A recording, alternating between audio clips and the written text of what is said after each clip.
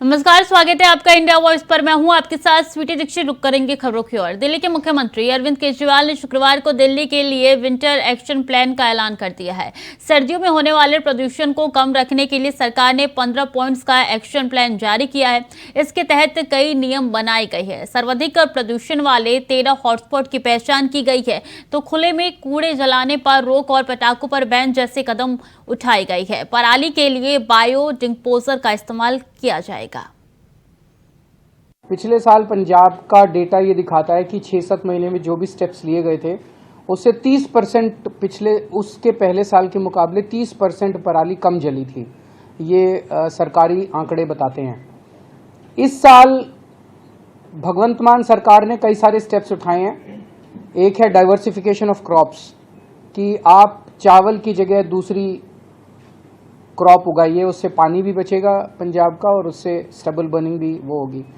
XC2 management जो है stubble burning का, उसके लिए डिस्ट्रिक्ट वाइज कुछ कंपनीज ने आगे आके, इंडियन ऑयल है, एक जर्मन कंपनी है, उन लोगों ने आगे आके कुछ डिस्ट्रिक्ट्स को, जैसे इंडियन ऑयल ने शायद संगरूर को अडॉप्ट किया है, तो वो पूरी की पूरी उस डिस्ट्रिक्ट में जितनी स्टबल होगी वो उसको खुद लेके जाएंगे ट्रांसपोर्ट, और उसको बिजली में या खाद में कन्वर्ट करेंगे। तो इस तरह के कई सारे और स्टेप्स लिए गए हैं। पहली चीज तो मैं ये क्लियर कर दूं कि आम आदमी पार्टी इंडिया अलायंस के प्रति कमिटेड है और आम आदमी पार्टी बिल्कुल किसी भी हालत में इंडिया अलायंस से अलग नहीं होगा और अलायंस के धर्म को निभाने के लिए हम पूरी तरह से कटिबद्ध हैं। कल मैंने सुना था कि नशे की वजह से किसी पर्टिकुलर नेता या किसी पर्टिकुलर व्यक्ति को पंजाब पुलिस ने गिरफ्तार किया था। मेरे पास डिटेल्स नहीं है, डिटेल्स के लिए आपको पंजाब पुलिस से बात करनी पड़ेगी। They can only provide you the details of the case, why he was arrested etcetera. और कांग्रेस नेता सुप्रिया श्रीनेत ने शुक्रवार को प्रेस कॉन्फ्रेंस कर बीजेपी पर निशाना साधते हुए कहा कि ये महिला सशक्तिकरण की बात करते हैं। एक दलित बच्ची के साथ रेप हुआ, प्रधानमंत्री के मुंह में एक शब्द भी नहीं निकला। अमित शाह मौन है। देश की महिला बाल विकास मंत्री मुहूर्त और समय देखकर सिर्फ राहुल गांधी के खिलाफ बोलती है, अब चुप है।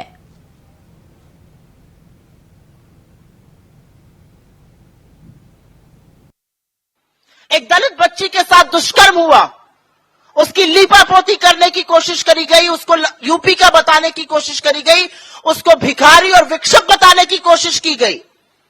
देश के प्रधानमंत्री के मुंह से एक शब्द नहीं निकला। बड़ा वंदन अपना करा रहे थे महिला आरक्षण बिल पास कराकर। देश के गृह मंत्री मौन है। एक महिला बाल विकास मंत्री है इस देश में, वो मुहूर्त और समय देखकर बोलती है सिर्फ और सिर्फ राहुल गांधी जी के खिलाफ। चुप है। महिला आयोग चुप है। एनसीपीसीआर की चुप्पी बर्दाश्त नहीं हो रही है। ये बाल संरक्षण आयोग क्यों चुप बैठा हुआ है? ये सब लोग मौन हैं, ये सब लोग चुप हैं, लेकिन एक दलित बच्ची के साथ वो दुष्कर्म हुआ है जो अमानवीय है, जिसको। और शिरोमणि अकाली दल के अध्यक्ष सुखबीर बादल ने मान सरकार पर हमला बोला है। उन्होंने कहा है कि पंजाब मेरा अपना घर है, पर मुझे आज इसकी हालत देखकर बहुत दुख है। साथ ही उन्होंने कहा है कि बाढ़ ने इस बार पंजाब में जितना नुकसान किया है उतना कभी नहीं हुआ। ये नुकसान रोका जा सकता था। बादल सरकार ने बरसात से पहले सारे इंतजाम कर लिए जाते थे। अब आम आदमी पार्टी की सरकार को पंजाब की कोई फिक्र नहीं है।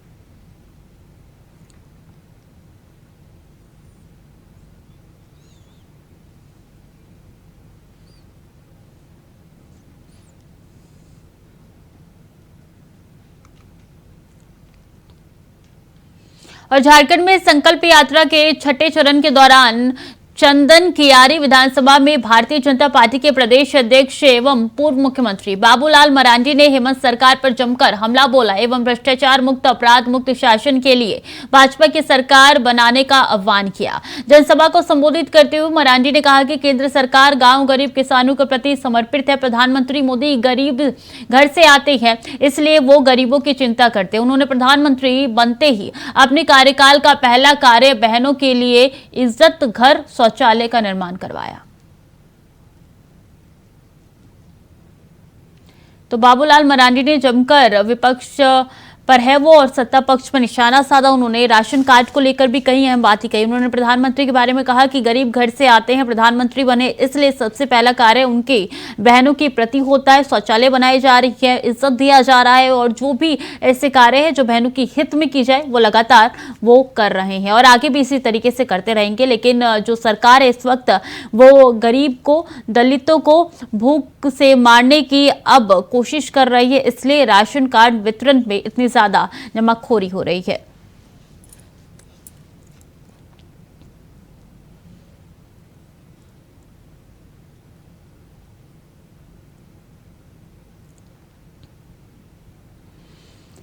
पटियाला के सीनियर सेकेंडरी स्मार्ट स्कूल की 11वीं क्लास में पढ़ने वाली छात्रा स्कूल ऑफ इमिनेंस जापान के लिए सिलेक्ट हो गई है, जिससे स्कूल में पढ़ने वाले छात्रों और शिक्षकों में खुशी का माहौल है। वहीं छात्रा संजना कुमारी ने कहा है कि मुझे खुशी है कि मेरा सिलेक्शन स्कोरा स्टेज प्रोग्राम के लिए हुआ है। साथ ही स्कूल के प्रिंसिपल ने खुशी जाहिर करते हुए कहा है कि हमारे लिए ये बड़ी ही खुशी की बात है कि किसी स्टूडेंट्स का सिलेक्शन जापान में हो चुका है।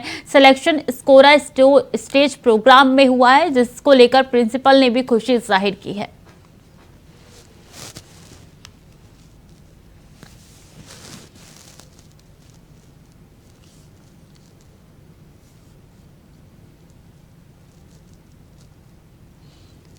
तो स्कूल के छात्रों और शिक्षकों में खुशी का माहौल है क्योंकि सिलेक्शन हो चुका है स्कोरा स्टेज प्रोग्राम के लिए और ऐसे में संजना का ये सिलेक्शन हुआ है, जापान में सिलेक्ट हुई है स्कूल ऑफ इमिनेंस में।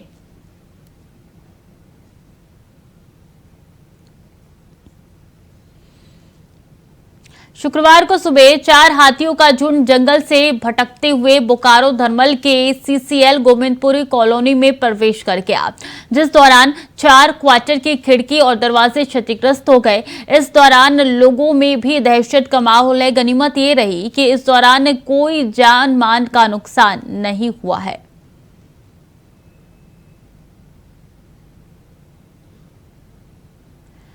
तो जंगल से भटकते हुए कॉलोनी में ये बेरमो में जा घुसे हाथी और इन्होंने कई ऐसे मकान हैं जिसके गेट भी तोड़ दिए और खिड़की भी ध्वस्त कर दी।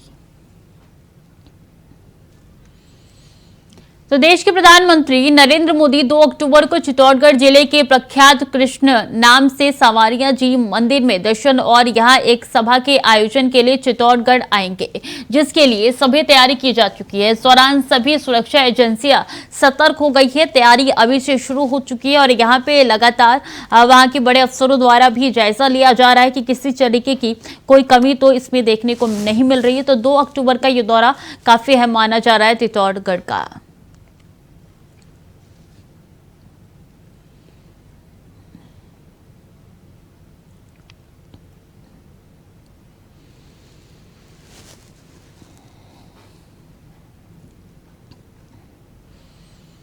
और चीन के हांगझाऊ में चल रहे 19वें एशियन गेम्स के आज 5वां दिन है, जिसमें 10 मीटर एयर पिस्टल में भारतीय की माइनस टीम ने आज का पहला गोल्ड मेडल जीता है। बता दें कि इस टीम से सरबजोत सिंह, अर्जुन सिंह और शिवा नरवाल की तिगड़ी ने भारत को आज का पहला गोल्ड दिलवाया है। इस दौरान सरबजीत सिंह अंबाला के धीन गांव का रहने वाला है, जिसके घर में आज बधाई देने वालों का तांता लग रहा है।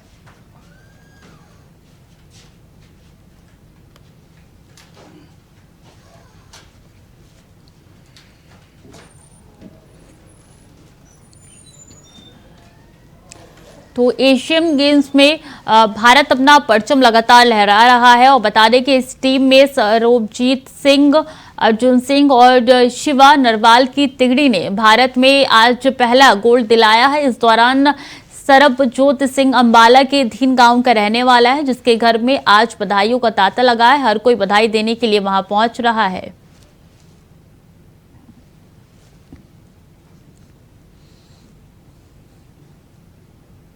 और चित्तौड़गढ़ प्रतापगढ़ दुग्ध उत्पादक संघ में हाल ही के दिनों में दूध का कलेक्शन दोगुना होकर रोजाना 2 लाख लीटर तक पहुंच गया है। मुख्यमंत्री की योजना के तहत 5 रुपए प्रति लीटर पर दूध दिया जा रहा है, जिससे आय में बढ़ोतरी हुई है। साल 2022-23 में 347 करोड़ का दूध खरीदा गया और कई उत्पाद की बिक्री भी 260 करोड़ रही।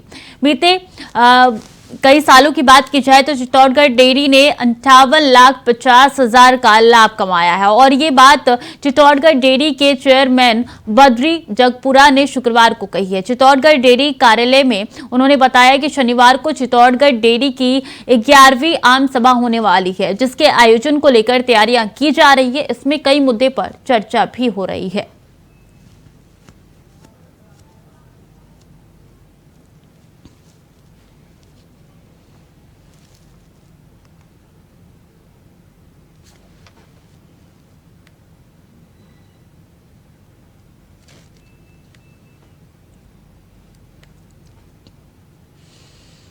फिलहाल वक्त तो चला छोटे से ब्रेक का, जल्द लौट रहे हैं। ब्रेक के बाद एक बार फिर से स्वागत है आपका। इस वक्त की बड़ी जानकारी सामने आ रही है। महिला आरक्षण बिल को मंजूरी मिल चुकी है। राष्ट्रपति से महिला आरक्षण बिल को मंजूरी मिल चुकी है। नारी शक्ति वंदन अधिनियम बिल को मंजूरी मिल चुकी है। अब ये बिल कानून में परिवर्तित हो चुका है। बता दें कि पहले लोकसभा में इस बिल को रखा गया था, बहस हुई थी, राज्यसभा में भी इस बिल को पारित कर दिया गया है और 0 वोट मिले थे इसके विरोध में। अब देखिए आखिर स्टेप जो बाकी था वो राष्ट्रपति के हस्ताक्षर का बाकी था और अब हस्ताक्षर हो चुका है। राष्ट्रपति से महिला आरक्षण बिल को मंजूरी मिल चुकी है, जो बिल को लगातार कई सालों से कांग्रेस लाने का प्रयास कर रही थी और अब बीजेपी के सत्ता में लाने के बाद इसको सदन के पटल पर रखा गया, इसको मंजूरी मिल चुकी है। हालांकि अब ये बिल हाल ही में लागू नहीं होगा, लेकिन अगले लोकसभा चुनाव तक इस बिल को लागू कर दिया जाएगा और इसी संदर्भ में देखिए चाहे तमाम विपक्षी पार्टी हो या सत्ता पक्ष, सबने इस बिल को मंजूरी दी है। नितिन चौधरी ज्यादा जानकारी के साथ जुड़ चुके हैं। नितिन, इस बिल को मंजूरी मिल चुकी है, कोई भी ऐसा विपक्ष नहीं था जिसने विरोध में वोट डाला था। आखिरी स्टेप जो बाकी था वो भी पूरा हो चुका है। क्या अपडेट, क्या जानकारी? देखिए श्रुति, बिल्कुल पीएम मोदी ने संसद में बात उठाई थी कि महिला आरक्षण को लेकर बिल को जो है पास करने की मंजूरी थी। वो लगातार उस समय जो है विपक्ष की तरफ से कोई भी इस तरीके की प्रतिक्रिया आनी शुरू हो गई थी, लेकिन उसके बाद जैसे ही इसकी मंजूरी राष्ट्रपति के द्वारा मिली है, इससे बिल को जो पास कर दिया गया। लगातार प्रधानमंत्री नरेंद्र मोदी ने जो संसद वोटें गिरी थी, तो वोटों में सबसे ज्यादा संसद के अंदर ये साफ तौर पे कहा था कि जिस तरीके से महिला आरक्षण बिल को लेकर जो है तमाम विपक्ष पार्टी जो है लगातार तंज कसते हुए नजर आ रही थी, लेकिन उसके बाद तुरंत ही इसको जो आज राष्ट्रपति की जो मंजूरी थी, मंजूरी देने की जो बातें कही जा रही थी कि राष्ट्रपति के द्वारा जब मंजूरी दी जाएगी तो बिल को जब ही पास किया जाएगा, आज राष्ट्रपति ने भी इस मंजूरी को दे दी गई है। जी बिल्कुल, राष्ट्रपति ने भी मंजूरी दे दी है, लेकिन देखिए कांग्रेस भी कई सालों से इस बिल को लाने का प्रयास कर रही थी। अब ये बिल पास तो हो चुका है और हमने देखा किस तरीके से चाहे कांग्रेस हो, आम आदमी पार्टी हो, कई ऐसी पार्टी है जिन्होंने खुल के इसका समर्थन दिया है, लेकिन अभी भी कई ऐसे राज्य जहां ओबीसी को लेकर इस बिल पे जंग छिड़ती हुई नजर आ रही है। देखिए बिल्कुल, जिस तरीके से लगातार कांग्रेस हो या आम आदमी पार्टी हो, कोई सी भी तमाम पार्टी हो, जो उस समय जो है बिल के पक्ष में जो है वोटें डलने की बात भी कही थी, लेकिन उसके बाद ओबीसी की तरफ से जो है लगातार मोर्चा जो खुलता नजर आ रहा है। महिला आरक्षण बिल को देखते हो तो लगता है जब जिस तरीके से तमाम प्रतिक्रिया इस पर आनी शुरू हो गई थी, लेकिन उसके बाद जब आज राष्ट्रपति ने इसकी मंजूरी दे दी गई है कि राष्ट्रपति के द्वारा जब तमाम ऐसे मुद्दे को लेते हुए कई राष्ट्रपति की तरफ से मंजूरी मिलनी बाकी है, लेकिन आज राष्ट्रपति ने भी इसकी मंजूरी दे दी गई कि महिला आरक्षण बिल को जो है किया जाए, जल्दी से जल्दी लागू किया जाए।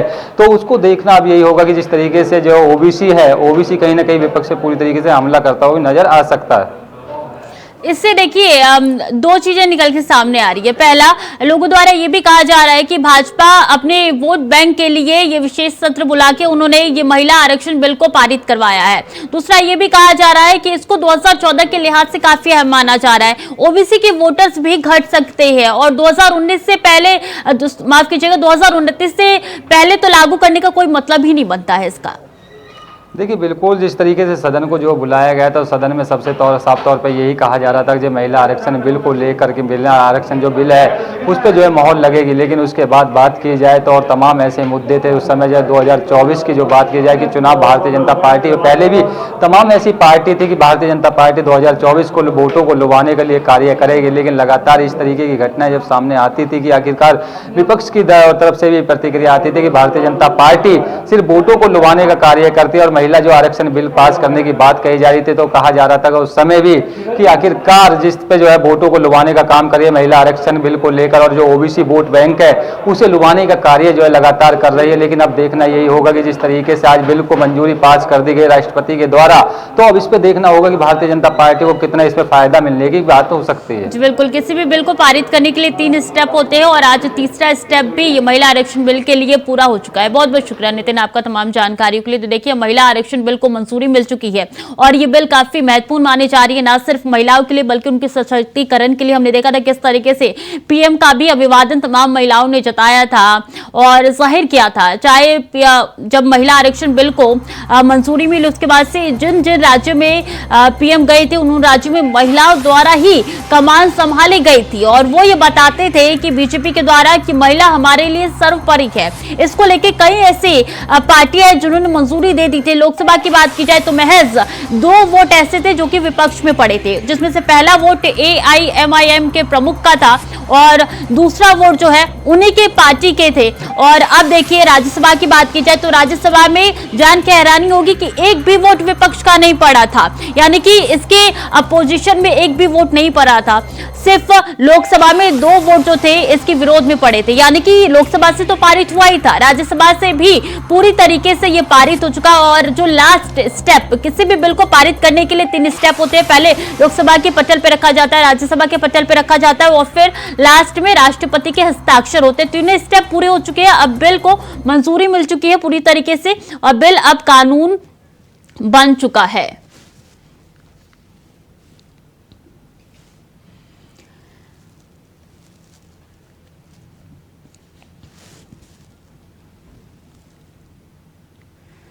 प्रियंका मिश्रा ज्यादा जानकारी के साथ न्यूज रूम से जुड़ चुकी है। प्रियंका देखिए ये बिल महिलाओं के लिए सशक्तिकरण का बिल है, आप महिला है हम महिला है और यही बिल बताता है कि किस तरीके से महिलाओं को आगे बढ़ने के लिए सशक्त बनाता है। जी बिल्कुल स्वीटी, सबसे पहले तो आपको भी शुभकामनाएं देना चाहूंगी। सबसे बड़ी बात यहाँ पर यह है कि महिला आरक्षण बिल के लागू होने के साथ ही साथ सबसे बड़ी बात यहाँ पर यह होगी कि महिलाओं की संसद में दोनों ही संसद में भागीदारी बढ़ेगी और जब भागीदारी बढ़ती है तो आगे जो नियम कानून बनते हैं उसमें महिलाओं की भागीदारी बढ़ती है और यही वजह है कि इसको लेकर इतने लंबे समय से यहाँ पर बातचीत चल रही थी। अब क्योंकि इस बिल को मंजूरी मिल गई है तो ये बहुत ही बड़ी बात है, क्योंकि जैसे जैसे संसद में महिलाओं की भागीदारी बढ़ेगी आगे आने वाले समय में हम इन फैसलों का असर देश में और देश हित में लिए गए फैसलों में देख पाएंगे। यहाँ पर बड़ी बात यह है कि 2024 के चुनाव में तो माना जा रहा है कि इसके फैसले का कोई असर नहीं नजर आएगा, क्योंकि अभी चुनाव में महिलाओं की भागीदारी और साथ ही साथ आरक्षण का जो लाभ है वो 2024 में नहीं मिल पाएगा। लेकिन बड़ी बात यहाँ पर यह है कि 2029 तक, यानी कि जब बिल पूरी तरह से लागू हो जाएगा, अगले चुनाव जब आएंगे और उसमें महिलाओं की भागीदारी बढ़ेगी तो आने वाले 10 सालों में, यानी कि आने वाले दशक में इस फैसले का असर हम जरूर देखेंगे। फिलहाल अच्छी बात यह है कि कहीं ना कहीं शुरुआत हुई है और पहला स्टेप जब लिया गया है तो महिलाओं के हित की बात है और यही वजह है कि सब एक दूसरे को शुभकामनाएं देते हुए नजर आ रहे हैं। महिला संरक्षण की दिशा में, महिलाओं के उत्थान की दिशा में पहला कदम इसे जरूर माना जा सकता। जी बिल्कुल, इसको पहला कदम माना जा रहा है, लेकिन इसके लिए कई ऐसे स्टेप है जिसको पार करना पड़ेगा। पहला जनगणना बेहद जरूरी है, उसके बाद परिसीमन, उसके बाद ये प्रियंका जो है तीसरे स्टेप की ओर यानी कि महिला आरक्षण की ओर बढ़ेंगे, जो कि कहा यह जा रहा है 2029 से पहले लागू नहीं हो पाएगा। यानी कि विपक्ष की तरफ से यह भी कहा जा रहा है कि बीजेपी ने अपना एक टॉस खेल दिया है 2024 के चुनाव के लिए, क्योंकि कई ऐसे मुद्दे जो कि खत्म हो चुके हैं, ये नया मुद्दा बीजेपी लेके आई है।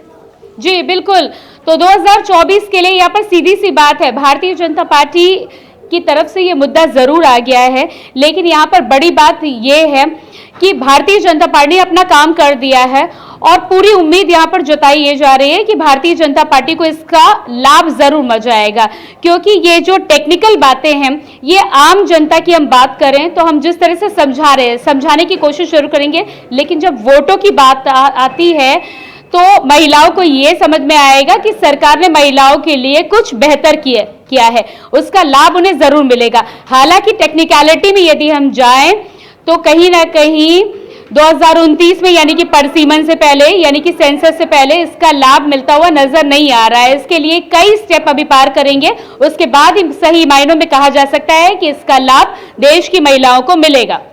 जी बिल्कुल, लेकिन इसमें एक जो फैक्टर ये हो रहा है, जब हमने देखा था लोकसभा में जब इस बिल को पारित किया गया था, 2 विरोध में भी वोट पड़े थे।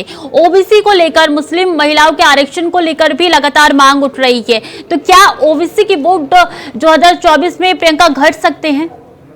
जी बिल्कुल, इसमें जिस तरह से माना जा रहा है, देखिए इसमें अलग अलग पार्टियां हैं और अलग अलग मत हैं। समाजवादी पार्टी की बात करें और आरजेडी की बात करें तो समाजवादी पार्टी की सांसद डिंपल यादव ने भी इस बात को लेकर, और साथ ही साथ कांग्रेस की सोनिया गांधी ने भी, राहुल गांधी ने भी इस बात को लेकर मांग की थी कि SC ST और अल्पसंख्यक वर्ग को इसमें अलग से हिस्सा मिलना चाहिए। लेकिन यहाँ पर सरकार ने इसको नारी शक्ति अधिनियम के हिसाब से पारित किया है, यानी कि उनको अलग से 33% में आरक्षण तो नहीं मिलेगा, लेकिन जनगणना के आधार पर जो सीटें जिस वर्ग के लिए निर्धारित की जाती है उनके आधार पर ही आगे इसका फायदा मिलेगा। तो साफ तौर पर तो नहीं कह सकते। हालांकि चुनाव है, चुनाव में किस तरह से प्रचार होता है और किस तरह से जनता उस भावना को समझती है, उसके आधार पर वोटिंग होती है। इस बिल को लेकर भी हमने देखा कि अमूमन जो भी बिल आता है सदन में तो विपक्ष लगातार हंगामा करता है, लेकिन ये पहला ऐसा बिल था जिसको लेकर विपक्ष की तरफ से कोई हंगामा नहीं किया गया था। उल्टा हमने देखा था सोनिया गांधी ने किस तरीके से अपने पति का नाम लेते हुए कहा था कि उनकी इच्छा थी और मैं चाहती हूँ इस बिल को पारित किया जाए, और ये बिल ने इतिहास रख दिया एक तरीके से। प्रियंका जी स्वीटी, देखिए ये समय की मांग है और ऐसे में ठीक चुनाव से पहले यदि इस बिल को लेकर किसी भी पार्टी के द्वारा विरोध किया जाता तो आगे आने वाले चुनाव में उसका खामियाजा भुगतना पड़ सकता था। यही वजह है कि कहीं ना कहीं तमाम पार्टियां, कांग्रेस की हम बात कर ले और तमाम पार्टियों की बात कर ले, कोई भी इस बिल का पूरी तरह से विरोध करते हुए नजर नहीं आए हैं। लेकिन यहाँ पर कोशिश जरूर की गई थी कि SC ST और अल्पसंख्यक के नाम पर कुछ ऐसा छेड़ा जाए जिससे पूरा फायदा भारतीय जनता पार्टी को ना मिले। हालांकि इससे पहले भी हम बात करें तो कांग्रेस के समय में इस बिल को पारित करने के लिए कई बार कोशिशें की गई हैं। 2 बार कांग्रेस के बाद कोशिश की, अटल बिहारी वाजपेयी की सरकार में कोशिश की गई, लेकिन क्योंकि गठबंधन की सरकारें थी और आम सहमति नहीं बन पाई थी, इस वजह से इस बिल को पारित नहीं किया जा सकता था। नरेंद्र मोदी की सरकार के लिए बड़ी बात है कि पूर्ण बहुमत की सरकार थी, लेकिन यहाँ पर लोकसभा में तमाम पार्टियों ने इसका पूरी तरह से समर्थन किया, उसके लिए प्रधानमंत्री ने आभार भी जताया है। हालांकि 2 वोट जरूर पड़े थे राज्यसभा में। आपको रोकना चाहूंगी, अमिता अग्रवाल बीजेपी प्रवक्ता हमारे साथ जुड़ चुके हैं। अमिता जी, बहुत बहुत शुभकामनाएं, क्योंकि महिला आरक्षण बिल का जो लास्ट स्टेप था वो पूरा हो चुका है। जी हाँ, बिल्कुल सभी महिलाओं को इसकी खुशी है। और सबसे बड़ी बात है, मैं तो शुरू से एक बात को हमेशा कहा करती थी कि अगर कंपटीशन वाली बात होती तो इसमें भी महिलाएं नंबर 1 पे आती। चक्कर ये था कि यहाँ कंपटीशन तो था नहीं और यहाँ पे पार्टियों पे डिपेंड था कि पार्टी टिकट देगी तो लड़ सकते हैं वरना नहीं लड़ सकते हैं। तो इसलिए यहाँ आरक्षण बहुत जरूरी था, क्योंकि जैसे पंचायतों में, नगर निगमों में आरक्षण हुआ तो कई महिलाओं ने अपना नेतृत्व दिखाया, बहुत अच्छा काम किया। और वैसे भी महिलाएं काम बहुत अच्छा करती हैं, घर को संभालते हुए बाहर का काम भी देखती हैं। तो इसलिए महिलाओं का आरक्षण होने में हम सरकार को बधाई देते हैं, मोदी जी को बधाई देते हैं। कोशिश पहले भी बहुत की गई थी, सब कुछ हुआ लेकिन नहीं हो पाया था। आपकी पहली बार लोकसभा, राज्यसभा सब में पास हो गया है, इससे खुशी की बात और क्या हो सकती है। कम से कम महिलाओं को अच्छा मौका मिलेगा, उनको नेतृत्व करने की क्षमता है ही है, नेतृत्व कर, क्योंकि आज एक महिला ऐसी जो सब जगह जा सकती है, चाहे आर्थिक में हो, चाहे हवाई जहाज, तो आज राजनीति में भी महिलाएं जब आगे आएंगी तो उनका एक जो कार्य प्रणाली है वो कम से कम सेवा भाव है, जो वो जनता के साथ रहेगा, सेवा भाव देखेंगे। अब बताइए कि कौन कौन से स्टेप बीजेपी की तरफ से उठाए जाएंगे इसको पूरी तरीके से लागू करने के लिए, क्योंकि कहा यह जा रहा है कि 2029 से पहले इसका लागू होना असंभव है। नहीं, देखिए ऐसा है, भाजपा की आज तक जितनी भी सरकार ने अपने बनाए उस कानून वो पूरे लागू किए और इसमें सबसे बड़ी बात है कि सिर्फ परिसीमन होगा, परिसीमन के बाद क्या कहते हैं जनसंख्या का वो होगा, इसलिए टाइम लगेगा। बाकी मंशा पूरी तरह से साफ है, क्योंकि मोदी जी महिलाओं के लिए ही सारे काम किए हैं, जहाँ तक किए हैं 80% काम किए, चाहे आवास की योजना हो, चाहे शौचालय की योजना हो, चाहे 3 तलाक की व्यवस्था हो, चाहे आयुष्मान की हो, उन्होंने सब महिलाओं को अधिकार ज्यादा दिए।